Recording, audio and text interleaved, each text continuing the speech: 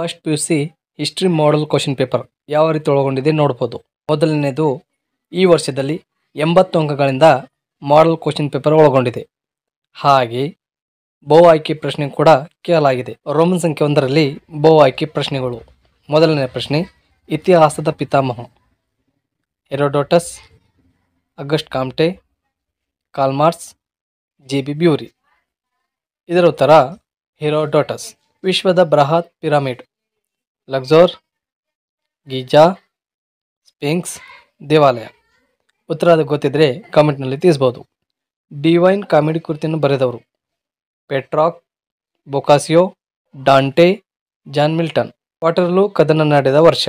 Options A 1800, options B 1806, options C 1810, options D 1815.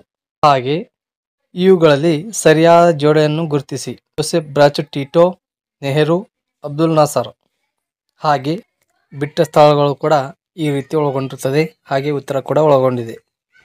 ಹಾಗೆ ಹೊಂದಿಸಿ ಬರೆಯಲು ಕೂಡ ನೋಡ್ಬೋದು. ಹಾಗೆ ಇಂಪಾರ್ಟೆಂಟ್ ಪ್ರಶ್ನೆಗಳು ಕೂಡ ನೋಡಿಕೊಳ್ಳೋಣ. ನಿಮಗೆ ಪರೀಕ್ಷೆ ದೃಷ್ಟಿಯಿಂದ ಯಾವ ರೀತಿ ಪ್ರಶ್ನೆಗಳು ಕೇಳ್ಬೋದು ನೋಡ್ಬೋದು. ಇಲ್ಲಿ ಆರಂಭಿಕ ಯುಗವನ್ನು ಕತ್ತಲೆ ಯುಗ ಎಂದು ಏಕೆ ಕರೆಯುತ್ತಾರೆ? ಪ್ರತಿ ವರ್ಷ ಈ ಪ್ರಶ್ನೆಗಳನ್ನು ಕೇಳಲಾಗಿದೆ. ಹಾಗೆ ನೆಪೋಲಿಯನ್ ಸ್ಥಾಪಿಸಿದ ವಿಶ್ವವಿದ್ಯಾಲಯದ ಯಾವುವು? ಇತಿಹಾಸದ ಯಾವುದಾದರೂ 2 ವ್ಯಾಖ್ಯೆಗಳು ವಿವರಿಸಿ. ಪ್ರತಿ ಆನ್ಯುವಲ್ ಎಕ್ಸಾಮ್ನಲ್ಲಿ ಕೇಳಲಾಗಿದೆ. ದ್ವಿತೀಯ ತ್ರಿಮೂರ್ತಿಗಳು ಎಂದು ಯಾರನ್ನು ಕರೆಯಲಾಗಿದೆ? ಈ ಪ್ರಶ್ನೆ ಕೂಡ ಕೇಳಲಾಗಿದೆ. ಎಲ್ಲರೂ ಈ ಪ್ರಶ್ನೆ ಪತ್ರಿಕೆಯನ್ನು ಪ್ರಾಕ್ಟೀಸ್ ಮಾಡಿಕೊಳ್ಳಿ. ಹಾಗೆ ಆದಷ್ಟು ಬೇಗ ನೀವು ಪ್ರಿಪೇರನ್ನು ಮಾಡಿಕೊಳ್ಳಿ. ಸೊ 2 ಅಂಕದ ಪ್ರಶ್ನೆಗಳು ಈ ರೀತಿ ಕೇಳಲಾಗಿದೆ.